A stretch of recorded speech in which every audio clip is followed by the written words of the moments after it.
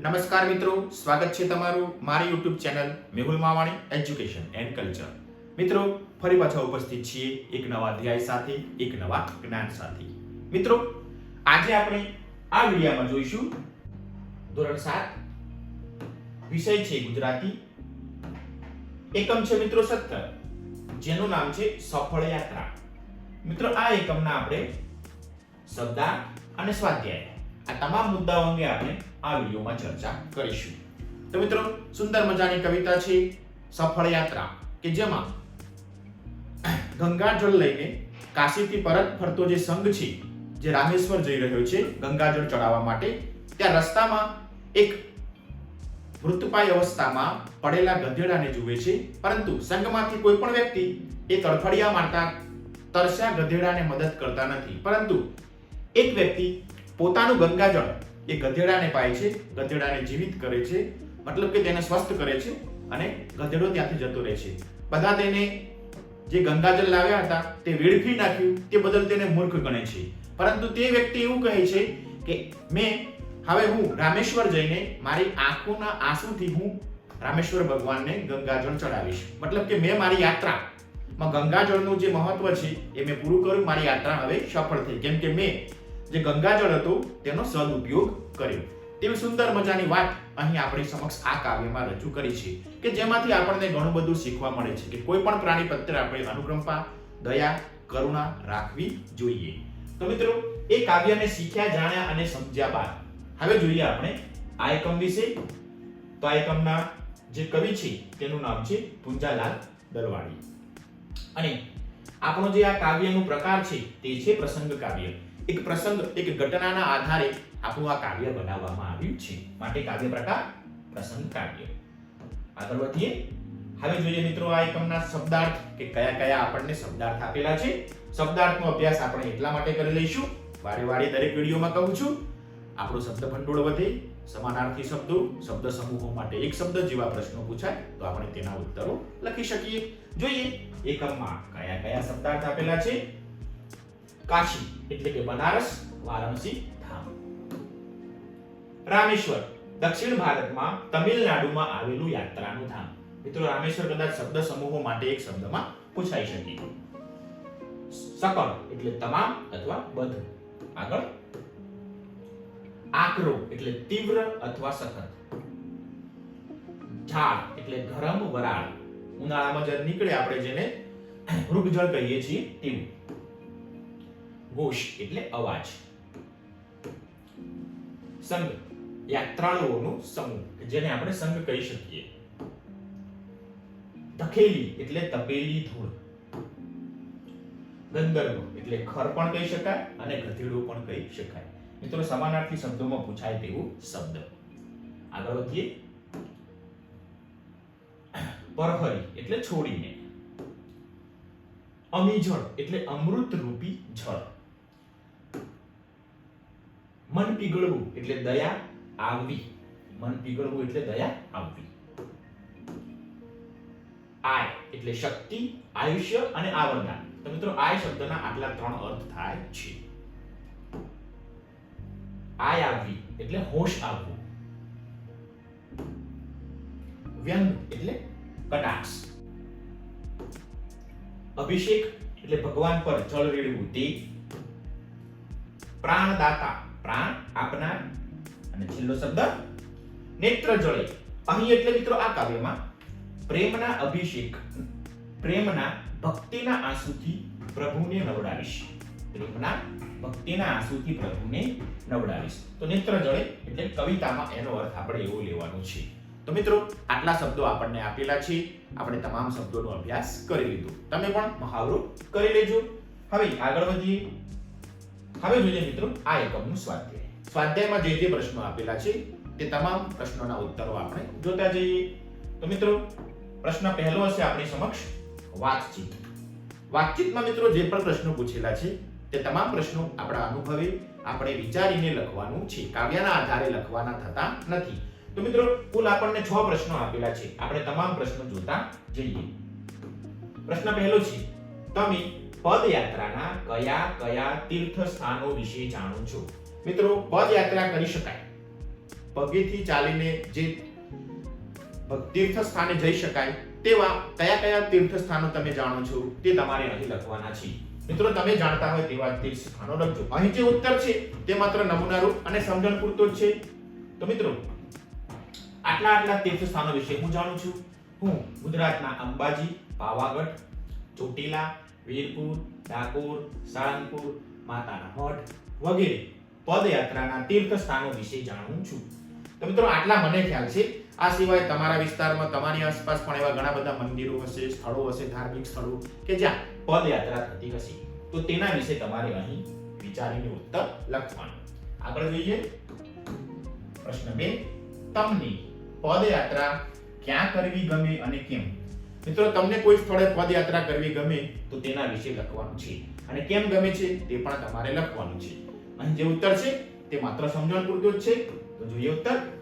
મને માતાના મઢ પદયાત્રા કરવી ગમે છે.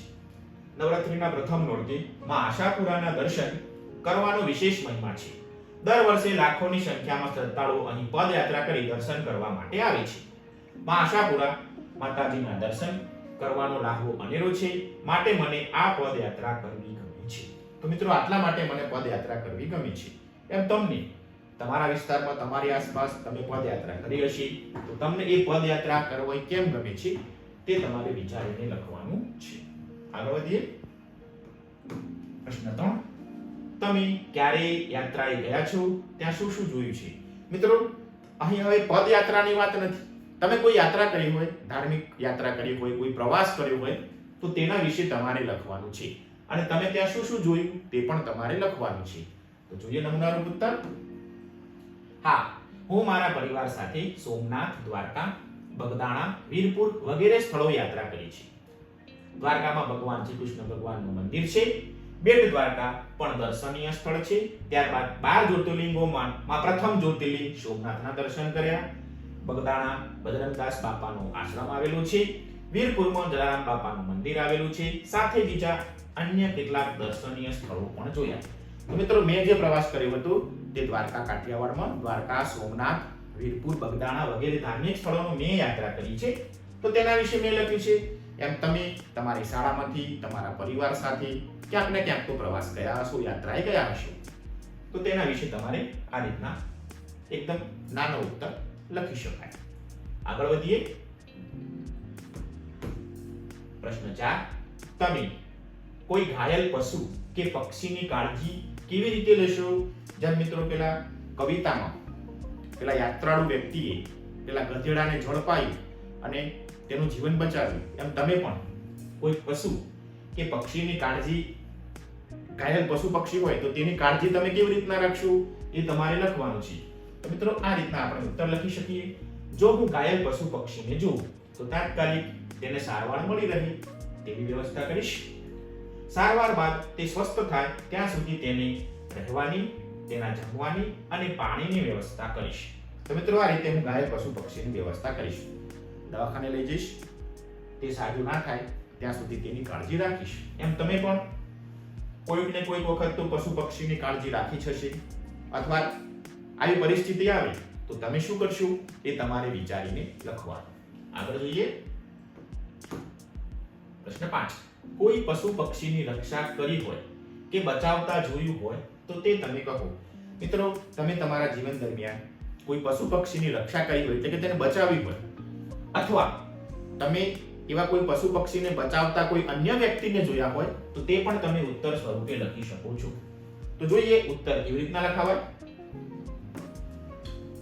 એકવાર અમારા આંગણામાં લીમડાના ઝાડ પર ચકલીએ માળો બનાવ્યો હતો. સમય જતાં તેમાં ચકલીના બચ્ચા કિલકિલાટ કરવા લાગ્યા. એક વખત વાવાઝોડું આવતા માળો નીચે પડી ગયો. બચ્ચા પણ નીચે પડી ગયા. મેં તરત જ બચ્ચા સહિત માળો ઉપાડી લીધો, તેને ઝાડ પર વ્યવસ્થિત ગોઠવી આવ્યો. આમ સારું કાર્ય કરવાનો મને આનંદ રહ્યો. તો મિત્રો આ રીતે ચકલીનો માળાના જે બચ્ચા હતા તે નીચે પડી ગયા હતા. મેં તેને સાચવીને પાછા ઝાડ ઉપર યોગ્ય જગ્યાએ કે જ્યાં ચકલીનો માળો હતો ત્યાં ગોઠવી આવ્યો. તો મિત્રો આ રીતે બચ્ચાનો મેં જીવ બચાવ્યો. એમ તમે પણ તમારા ઘરે, તમારી આસપાસ તમે પણ કોઈ પશુની રક્ષા કરી હોય, પક્ષીની રક્ષા કરી હોય કે બચાવતા જોયું હોય તો તમે તે અહીં નોંધી શકો છો. આ રીતના ઉત્તર આપણે લખી શકીએ. આગળ પ્રશ્ન 6, સમાજમાં કઈ કઈ સંસ્થાઓ કે જીવદયા પ્રવૃત્તિ દ્વારા ઘાયલ પશુ પક્ષીઓને બચાવવામાં આવે છે?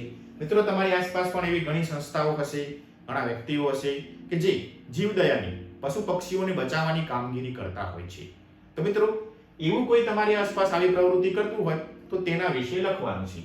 અહીં જે આપણે ઉત્તર જોઈ રહ્યા છીએ તે માત્ર નમૂનારૂપ છે, તો આ રીતના ઉત્તર લખી શકાય. સમાજમાં ઘણી સંસ્થાઓ જીવદયાની પ્રવૃત્તિ કરે છે, એટલે કે પશુ પક્ષીઓના જીવ બચાવવાની, તેમને રક્ષા કરવાની પ્રવૃત્તિ કરે છે. જેમાંની એક છે જીવદયા ચેરિટેબલ ટ્રસ્ટ, જેનું મુખ્ય મથક ભારતના ગુજરાત રાજ્યમાં અમદાવાદ ખાતે આવેલું છે. તે બિનલાભકારી, બિન સરકારી સંસ્થા છે જે અજાણ્યા કે પાળેલા પ્રાણીઓને મફત તબીબી સંભાળ પૂરી પાડે છે અને જંગલી પક્ષીઓ અને નાના સસ્તન વર્ગના પ્રાણીઓ માટે પુનર્વસન કેન્દ્ર પણ ચલાવે છે. તેનો મુખ્ય ઉદ્દેશ ઈજાગ્રસ્ત પ્રાણીઓને પાછું સ્વસ્થ બનાવવાનો છે. તો મિત્રો, આ રીતે એક સંસ્થા છે જીવદયા ચેરિટેબલ ટ્રસ્ટ કે જે પ્રાણીઓને બચાવવાનું, તેની રક્ષા કરવાનું, તેને સ્વસ્થ બનાવવાનું કામ કરી રહી છે. તો આ રીતના તમારી આસપાસ પણ ઘણી બધી સંસ્થાઓ હશે, તો તેના વિશે આપણે આ રીતના ઉત્તર લખી શકીએ.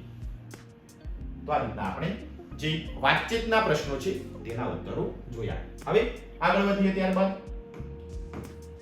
મિત્રો, હવે છે પ્રશ્ન નંબર 2, જેની આપણને સૂચના આ પ્રમાણે આપી છે. આપેલી કાવ્ય પંક્તિના અર્થ સામે ખરાની નિશાની કરવાની છે. કાવ્ય પંક્તિ છે અંગાર વરસાવતો આકરો ઉનાળો. આપણને બે વિકલ્પો આપ્યા છે. ઉનાળાનો સખત તાપ આગ વરસાવી રહ્યો છે. બ, ઉનાળાના બપોરે તીવ્ર પ્રકાશ ધરતી પર પડી રહ્યો છે. તો મિત્રો, ઉત્તર લખશું આપણે અ, ઉનાળાનો સખત તાપ આગ વરસાવી રહ્યો છે, મતલબ કે ખૂબ ગરમી પડી રહી છે. બીજું, અમી જળે આય આવી ખર ઊભો થયો. આપણને બે ઓપ્શન આપ્યા છે. મીઠા જળથી ગધેડામાં શક્તિ આવી, તે ઊભો થઈ ગયો. બ, ગંગા જળથી ગધેડાનું આયુષ્ય અને શક્તિ બંને વધ્યા. તો મિત્રો, ઉત્તર ખ્યાલ આવી જાય એવું છે. ઉત્તર આવશે અ, મીઠા જળથી ગધેડામાં શક્તિ આવી અને તે ઊભો થઈ ગયો. ખર ઊભો થયો મતલબ કે તે ઊભો થયો. 3, નેત્ર જળે નવડાવીશ પ્રભુ રામેશ્વર.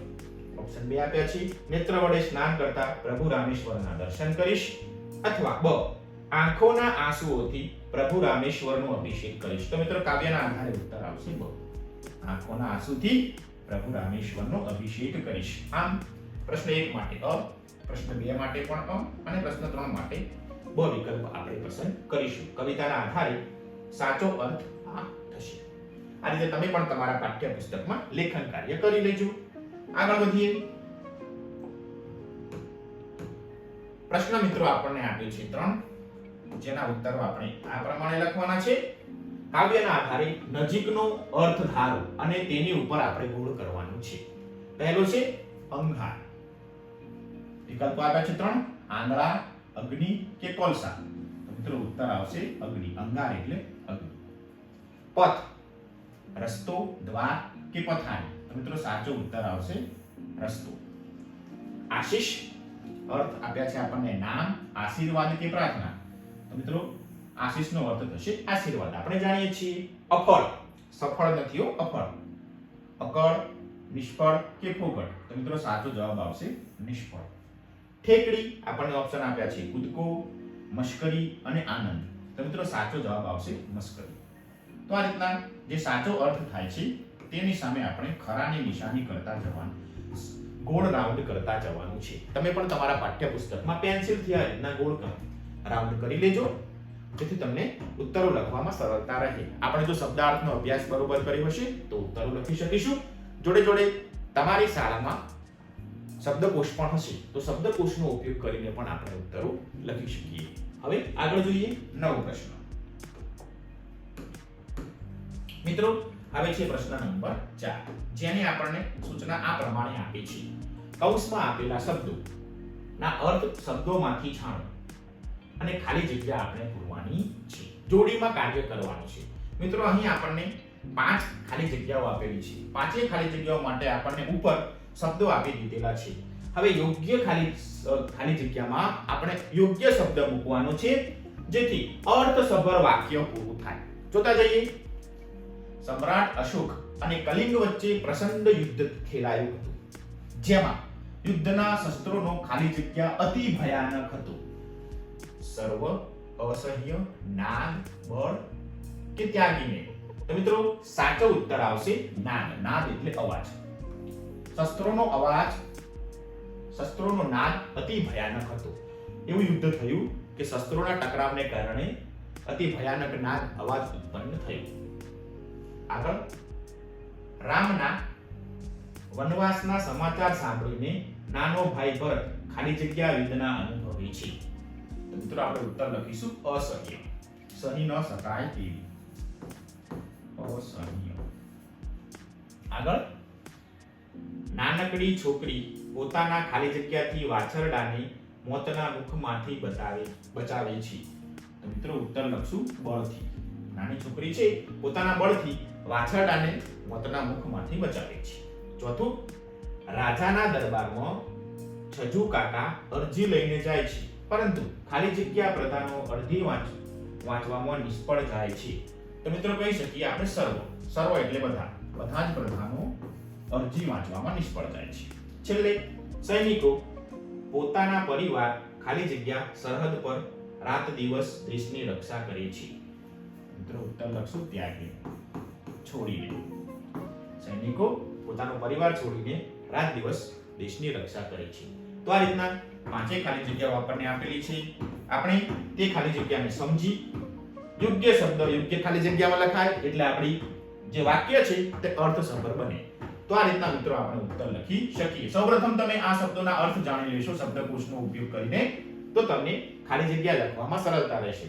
પહેલી ખાલી જગ્યામાં નાદ, બીજીમાં અસહ્ય, ત્રીજીમાં બળ, ચોથીમાં સર્વ અને પાંચમામાં ત્યાગી. તમે પણ તમારા પાઠ્યપુસ્તકની અંદર લેખન કાર્ય કરી લેજો. હવે આગળ વધીએ મિત્રો. હવે છે પ્રશ્ન નંબર 6. દરેક વખતે હોય છે ઘણા બધા સ્વાધ્યાયોમાં. તમને આ પ્રવૃત્તિ કરવાની ખૂબ જ મજા આવશે. ઉદાહરણ મુજબ વર્ણોમાંથી શબ્દ સુધી અર્થપૂર્ણ વાક્ય બનાવો. ઘણી જગ્યાએ એમ લખેલું હશે શબ્દ ટ્રેન આપેલી છે તેમાંથી વાક્ય બનાવો. તો મિત્રો આ રીતના ઘણા બધા શબ્દો આપેલા છે. તેમાંથી ગાંધીનગર ગુજરાતની રાજધાની છે. ગાંધીનગર ગુજરાતની રાજધાની છે. આપણે એ રીતના પસંદ કરીએ. હવે નીચે આપણને 3 પ્રશ્નો આપેલા છે, તો લખી શકીએ મને ચિત્ર દોરવા ગમે છે. મને ચિત્ર દોરવા ગમે છે. તો આપણે અહીં વાક્ય બનાવશું મને ચિત્ર દોરવા ગમે છે. મિત્રો આપણો જે પહેલો પ્રશ્ન છે તેમાંથી આ રીતનું અર્થસભર વાક્ય બને છે. આગળ જોઈએ. આપણને લાંબી લચક ખાલી જગ્યા શબ્દો આપેલા છે, તેમાંથી આપણે અર્થસભર વાક્ય બનાવીએ. તો ગંગા નદી છે. મેં બનાવેલું વાક્ય ગંગા નદી છે. તો અહીં લખશું ગંગા નદી છે. તમે પણ મિત્રો જાતે પ્રયત્ન કરીને આ રીતના વાક્ય બનાવતા જજો. પછી આપણને ત્રીજો પ્રશ્ન આપેલો છે જેનો ઉત્તર જોઈએ. ત્રિરંગામાં 3 રંગ હોય છે. તો લખશું ત્રિરંગામાં 3 રંગ હોય છે. ત્રિરંગામાં 3 રંગ હોય છે.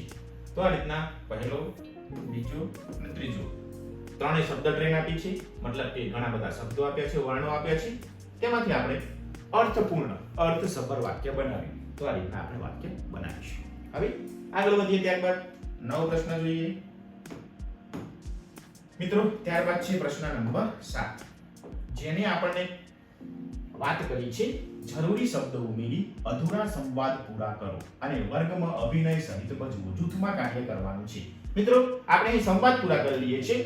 તમારે જ્યારે આ નાટક ભજવવાનું થાય ત્યારે તમે વર્ગ સમક્ષ તમારા શિક્ષકની મદદથી તેઓ જે સૂચના આપે તે પ્રમાણે કાર્ય કરજો. તો મિત્રો આપણે જે કવિતા છે, જે યાત્રાળુનો સંઘ કાશીથી રામેશ્વર જઈ રહ્યો છે ગંગાજળ લઈને, અને વચમાં પેલો ગધેડો તડફડી રહ્યો છે, તેને પાણી આપવાની જે પ્રસંગ છે તે અહીં સંવાદ સ્વરૂપે રજૂ કર્યો છે. આપણે તેને ભૂલતા જઈએ અને સમજતા જઈએ. તો મિત્રો પાત્રો આપણને આપ્યા છે યાત્રી 1, યાત્રી 2, સજ્જન યાત્રી અને ડાહ યાત્રી. કુલ 1, 2, 3 અને 4 પાત્રો અહીં આપેલા છે. સ્થળ તો કાશીધામની યાત્રા પૂર્ણ કરીને યાત્રાળુઓ ભર ઉનાળામાં રામેશ્વર ગંગાજળ લઈને જાય છે. એ ઘટના છે. યાત્રાળુઓ જય ભોલે જય ભોલે. યાત્રી એક શું કહે છે? અરે આ બિચારો ખાલી જગ્યા તડફડી રહ્યો છે. તો આપણે ઉત્તર લખશું. કોણ તડફડી રહ્યું હતું? તો ગધેડો. ગધેડો તડફડી રહ્યો છે. આગળ યાત્રી 2. બિચારાની જીભડી બહાર નીકળી ગઈ છે અને ખાલી જગ્યા ગઈ છે. તો મિત્રો ઉત્તર લખશું બીજી ખાલી જગ્યામાં આંખો ફાટી ગઈ છે. આંખો ફાટી ગઈ. ગધેડાની આંખો ફાટી ગઈ. યાત્રાળુ હરી હરી ખાલી જગ્યા ગમ્યું તે ખરું. ચાલો ખાલી જગ્યા દર્શનનું મોડું થશે. તો આપણે લખી શકીએ હરી હરી પ્રભુની ગમ્યું તે ખરું. ચાલો રામેશ્વર, કેમ કે સંગ જતો હતો રામેશ્વર, ભગવાનના દર્શનનું મોડું થશે.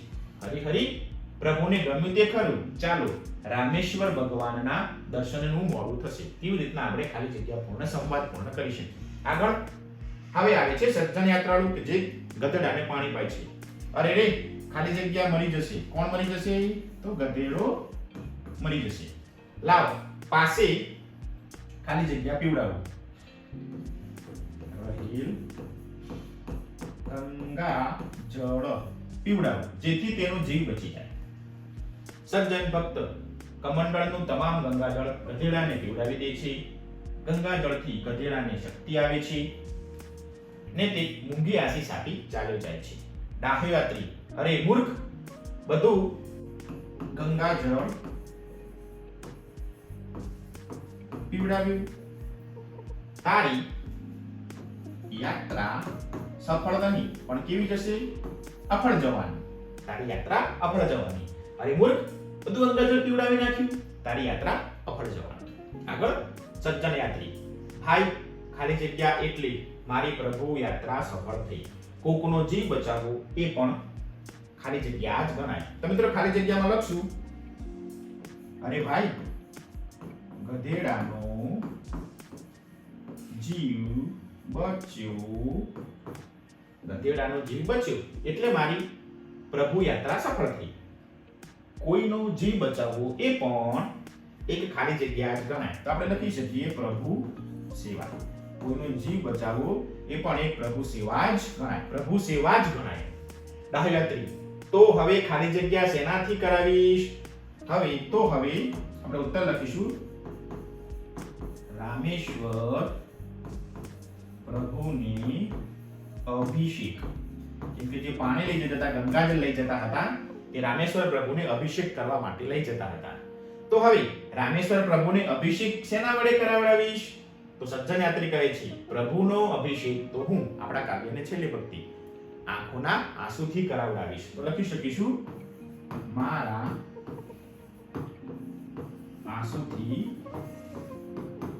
કરાવીશ. તો મિત્રો આ રીતના આપણે આ સંવાદ કવિતાના આધારે વ્યવસ્થિત રીતે પૂર્ણ કર્યો. તમે પણ જ્યારે આ વાક્યોને સંવાદને સમજતા જશો ત્યારે કયા સંવાદમાં ખાલી જગ્યા છે અને એ ખાલી જગ્યામાં શું લખવું એ તરત તમારા મનમાં આવતું જશે. તો સૌપ્રથમ કાવ્યને બરોબર સમજી લેજો. કાવ્યને અર્થગ્રહણ કર્યા બાદ આપણે આ તમામ ખાલી જગ્યાઓ વ્યવસ્થિત પૂર્ણ કરી શકીશું. તમે પણ તમારા પાઠ્યપુસ્તકમાં જગ્યા આપેલી છે તેમાં લેખન કાર્ય કરી લેજો. તો સૌપ્રથમ કવિતાને સમજી લઈશું, ત્યારબાદ તમને આ ઉત્તર લખવામાં તકલીફ પડશે નહીં. આગળ વધીએ. હવે મિત્રો હવે છે પ્રશ્ન નંબર 8 જેની આપણને સૂચના આપી છે પ્રશ્નોના જવાબ લખો. અહીં જે પ્રશ્નો છે તે આપણે કવિતાના આધારે લખતા જઈએ. કુલ આપણે 7 પ્રશ્નોના ઉત્તરો આપવાના છે. પહેલો પ્રશ્ન ઉનાળો આકરો હતો એમ શાના પરથી કહી શકાય? ઉત્તર ઉનાળામાં ધૂળ ધકી રહી છે અને ધરતીમાંથી જાણે વરાળ નીકળી રહી છે તેવું લાગતું હતું. તેના ઉપરથી કહી શકાય કે ઉનાળો આકરો હશે. તો મિત્રો કવિતાના આધારે આપણે આવો ઉત્તર લખી શકીએ. પ્રશ્ન 2 યાત્રાળુઓ ગંગાજળ ચડાવવા ક્યાં જાય છે? એકદમ સરળ પ્રશ્ન. યાત્રાળુઓ ગંગાજળ ચડાવવા રામેશ્વર જાય છે. આ તો મિત્રો તમને ઉત્તર આવડે એવું છે. પ્રશ્ન 3 યાત્રાળુઓ ગધેડાને કેવી હાલતમાં જુએ છે? તો મિત્રો કવિતાના આધારે ગધેડાની હાલત આવી હતી. યાત્રાળુઓ ગધેડાને તરસથી તડફડતો, જીભ બહાર નીકળી ગયેલી અને આંખો ફાટી ગયેલી હોય તેવી હાલતમાં જુએ છે. કવિતાના આધારે મિત્રો આ રીતનો ઉત્તર લખીશું. ગધેડાની હાલત જોઈને યાત્રીઓ શું બોલ્યા? ગધેડાની હાલત જોઈને યાત્રીઓ હરી હરી એમ બોલ્યા. કવિતાના આધારે ઉત્તર લખીશું. 5. સજ્જન યાત્રાળુ ગધેડાને કેવી રીતે બચાવે છે? સજ્જન યાત્રાળુ ગધેડાના માથાને પોતાના ખોળામાં લે છે, પછી તેના મુખમાં સાથે લાવેલું ગંગાજળ ખાલી કરી દે છે. ગંગાજળ પીવાથી ગધેડો સ્વસ્થ થઈ ચાલવા લાગ્યો. આ રીતે સજ્જન ગધેડાને બચાવે છે. તો આ રીતના ઉત્તર લખીશું. આગળ વધીએ. પ્રશ્ન 6. અન્ય યાત્રાળુઓ સજ્જન યાત્રાળુને કેવી મસ્કરી કરે છે?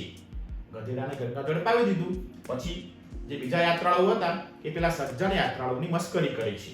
તો ઉત્તર આ પ્રમાણે છે. અન્ય યાત્રાળુઓ સજ્જન યાત્રાળુની મસ્કરી કરતા કહે છે કે મૂર્ખ, તે ગંગાજળ વેડફી નાખ્યું, હવે તારો ફેરો નકામો જશે. હવે તું રામેશ્વર જઈને શાનાથી અભિષેક કરીશ? તે આવું કરીને ગધેડા જેવું મૂર્ખામી ભર્યું કાર્ય કર્યું છે. તો મિત્રો આ રીતના આપણે ઉત્તર લખીશું. પ્રશ્ન 7. ગંધર્વનો પ્રાણદાતા અન્ય યાત્રાળુઓને શું જવાબ આપે છે? ઉત્તર આ પ્રમાણે છે. ગંધર્વનો પ્રાણદાતા અન્ય યાત્રાળુઓને હાથ જોડીને જવાબ આપે છે કે હું રામેશ્વર પ્રભુને મારા નેત્ર જળ અર્થાત આંસુથી નવડાવીશ, અભિષેક કરીશ. તો મિત્રો આ રીતનો સુંદર જવાબ તે આપે છે. તો મિત્રો આ રીતના 7 પ્રશ્નો આપણે કવિતાના આધારે ઉત્તર લખવાનું થશે. તો તમે કવિતાનો અભ્યાસ કરેલો હશે તો ઉત્તરો ઝડપથી અને વ્યવસ્થિત લખી શકીશું. હવે આગળ વધીએ મિત્રો. ત્યારબાદ છે પ્રશ્ન નંબર 9, જેણે આપણને સૂચના આપી છે પાકી સમજદારી શીર્ષક વાળી વાર્તા શરૂ કરી છે. તે વાંચો અને તમારી કલ્પના પ્રમાણે પૂરી કરવાની છે. તો મિત્રો અહીં અધૂરી વાર્તા છોડી દીધી છે. સૌપ્રથમ આપણે વાર્તાની અધૂરી છે તે વાંચી લઈએ. એક દોડની સ્પર્ધા યોજાઈ હતી. 9 વિદ્યાર્થીઓ પ્રસ્થાન રેખા ઉપર ઊભા હતા. આ હરીફો માત્ર શારીરિક અશક્ત જ નહીં, થોડાક અંશે માનસિક દિવ્યાંગ પણ હતા. સિસોટીનો અવાજ અને દોડવાનો ઈશારો જોતા બધાએ દોડવાનું શરૂ કર્યું. પ્રેક્ષકો તેમને નંબર મળે તે માટે ઝડપથી દોડવા પ્રોત્સાહિત કરી રહ્યા હતા. એ વખતે જે હરીફ સૌથી છેલ્લે હતો તેને ઝડપ વધારી પણ લથડીને પડી ગયું. એ તો જોર જોરથી રડવા લાગ્યો. હવે મિત્રો આપણે આગળ લખવાનું થશે કે આગળ હવે આપણે વાર્તાને કેવી રીતના વધારશું. દોડની હરીફાઈ છે. 9 વિદ્યાર્થીઓ દોડની હરીફાઈમાં ભાગ લઈ રહ્યા છે. તેઓ શારીરિક અને માનસિક બંને રીતે અસ્વસ્થ છે અને દોડની હરીફાઈમાં ભાગ લઈ રહ્યા છે. એક જે હરીફ છે તે ઝડપ વધારવા જતા પોતાનો નંબર આવે માટે આગળ દોડવા જતા પડી ગયો અને રડવા લાગ્યો. હવે આગળ તો મિત્રો હવે આગળ તમે તમારી રીતે વિચારીને પણ કવિતા કે આ વાર્તાને પૂર્ણ કરી શકો છો, અથવા અહીં આપણે નમૂનારૂપ ઉત્તર આ પ્રમાણે લખી શકીએ. તે રડતો હતો ને બીજા હરીફો આગળ નીકળી ગયા, પણ તેમાંથી એક હરીફ પાછો આવ્યો. તેને પડી ગયેલા હરીફને ઊભો કર્યો અને પોતાની સાથે ટેકો આપી દોડાવવા લાગ્યો. તમામ પ્રેક્ષકો આ દ્રશ્ય જોઈ ખૂબ જ નવાઈ પામ્યા. તેમણે પણ આ બંને હરીફો માટે તાળીઓ વગાડી. માનસિક દિવ્યાંગ બાળકોની ભાવના અને લાગણીઓને બધાએ બિરદાવી અને તેમાંથી બોધપાઠ લીધો. તો મિત્રો આ રીતે એ વાર્તા છે તેને આપણે આ રીતના પૂર્ણ કરી શકીએ. આ સિવાય તમારા મનમાં કોઈ નવો વિચાર આવે, કોઈ નવી રીતના વાર્તાને પૂર્ણ કરવી છે તો મિત્રો તમે તે રીતે પણ પૂર્ણ કરી શકો છો, અથવા આ નમૂનારૂપ ઉત્તર પણ તમે ધ્યાને લઈ શકો છો કે આ રીતના આપણે વાર્તાને પૂર્ણ કરી શકીએ. હવે આગળ મિત્રો હવે છે પ્રશ્ન નંબર 10. તમને આપ્યો છે એક ફકરો. આપેલા ફકરો ધ્યાનેથી વાંચી નીચે પૂછેલા પ્રશ્નોનો જવાબ તમારે લખવાનો થશે. તો મિત્રો આ રીતના એક ફકરો છે કબડ્ડીની રમતનો. કબડ્ડીની રમત કેવી રીતના રમાય, કયા કયા કૌશલ્યો છે, તેની સુંદર મજાની વાત આ ફકરામાં કરેલી છે. ત્યારબાદ તેના નીચે આપણને વૈકલ્પિક પ્રશ્નો પૂછેલા છે. આપણે તે વૈકલ્પિક પ્રશ્નોના ઉત્તરો આપવાના છે. મિત્રો સૌપ્રથમ તમે આ ફકરાને બરોબર વાંચી લેજો. એક વખત, ના સમજાય તો 2 વાર તમામ ફકરાને વ્યવસ્થિત વાંચી લેવાનું છે. ત્યારબાદ આપણે તેના ઉત્તરો જોઈએ. તો મિત્રો ઉત્તરો આપણે આ પ્રમાણે લખતા જવાના છે. તમારા પાઠ્યપુસ્તકમાં પણ મિત્રો આ રીતના વિકલ્પો આપેલા છે. જોતા જઈએ. જીતી જનાર ટીમનું નેતૃત્વ કોણે કર્યું હતું? અ દિલીપે, અરવિંદે, શૈલેન્દ્રે કે પ્રદીપ નરવાલે? તો મિત્રો સાચો ઉત્તર આવશે શૈલેન્દ્રએ જીતી જનાર ટીમનું નેતૃત્વ કર્યું હતું, મતલબ કે કેપ્ટન તે હતું. આગળ. મેદાન ઉપર રમવા કોણ નહીં આવ્યું હોય? પંકજ, અરવિંદ, કલ્પેશ કે રમેશ? તો મિત્રો સાચો ઉત્તર આવશે પંકજ. પંકજ મેદાનમાં રમવા આવ્યો નહોતો. 3. પ્રારંભમાં એક ટીમના કેટલા ખેલાડીઓ મેદાનમાં રમવા ઉતર્યા? તો મિત્રો કબડ્ડીની રમત હોય તેમાં કુલ 12 ખેલાડીઓ હોય છે, પણ મેદાનની અંદર 7 ખેલાડીઓ ઉતરતા હોય છે રમવા માટે. તો મિત્રો આ રીતે આપણે વિકલ્પો પસંદ કરતા જઈશું. શૈલેન્દ્ર, બીજામાં પંકજ અને ત્રીજામાં 7. તમારા શિક્ષકની મદદથી સૌપ્રથમ કબડ્ડી વિશે, કબડ્ડીના નિયમો વિશે અને કબડ્ડીના જે કૌશલ્યો છે, રમત કૌશલ્યો, તેના વિશે જાણી લેશું તો ઉત્તર તમે સરળતાથી લખી શકશો. આગળ વધીએ. મિત્રો ત્યારબાદના પ્રશ્નો આપણે આ પ્રમાણે જોતા જઈએ. ચઢાઈ કરનાર ખેલાડીનું કૌશલ્ય જણાવો.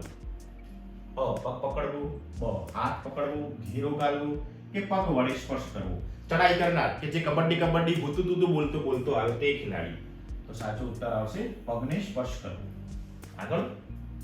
હવે અમારો જુસ્સો વધી ગયો. આ વાક્ય કોણ બોલે છે?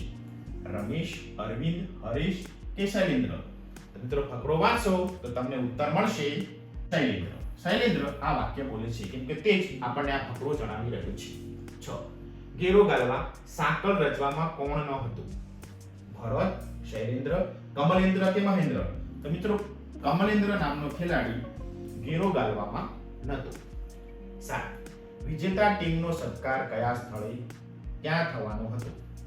અ સર્વોદય વિદ્યા મંદિરમાં, બ સ્પોર્ટ્સ સંકુલમાં, ક જિલ્લા સ્પોર્ટ્સ સ્કૂલમાં અને ડ પ્રદીપ નરવાલ મેદાન પર? તો મિત્રો સાચો ઉત્તર આવશે જિલ્લા સ્પોર્ટ્સ સ્કૂલમાં. આ વિજેતા ટીમ છે તેનો સત્કાર થવાનો હતો. હવે પ્રશ્ન આપો. 8. બીજા 2 પ્રશ્નો રચો અને તેના જવાબ આપો. મિત્રો હવે આપણે આ રીતના 7 પ્રશ્નો આપણને એકમમાં પૂછીને આપ્યા છે, લખેલા આપ્યા છે. આ સિવાય આપણે બીજા 2 પ્રશ્નો બનાવવાના છે. તો તમે તમારી જાતે પ્રયાસ કરીને બીજા 2 વાક્યો બનાવી 2 પ્રશ્નો બનાવી શકો છો, અથવા આપણે અહીં નમૂનારૂપ ઉત્તર જોઈએ. સૌપ્રથમ તમે આ ઉત્તરોને પેન્સિલથી તમારા પાઠ્યપુસ્તકમાં રાઇટ કરી લેજો. હવે આપણે બીજા 2 નવા પ્રશ્નો બનાવીએ. તો મિત્રો આ પ્રમાણે આપણે પ્રશ્નો બનાવી શકીએ. 7 પ્રશ્નો આપ્યા છે. 8મો પ્રશ્ન આપણે આ રીતના બનાવી શકીએ. મેચ કયા મેદાન પર રમાઈ હતી? મિત્રો પ્રશ્ન એ થાય કે મેચ કયા મેદાન ઉપર રમાઈ હતી? તો આપણે લખી શકીએ કે પ્રદીપ નરવાલ એવું નામ છે ચોપડીમાં, નરવાલ મેદાન પર. 2. બી જિલ્લા સ્પોર્ટ્સ સ્કૂલમાં. સી સર્વોદય વિદ્યા મંદિરમાં. અને ડી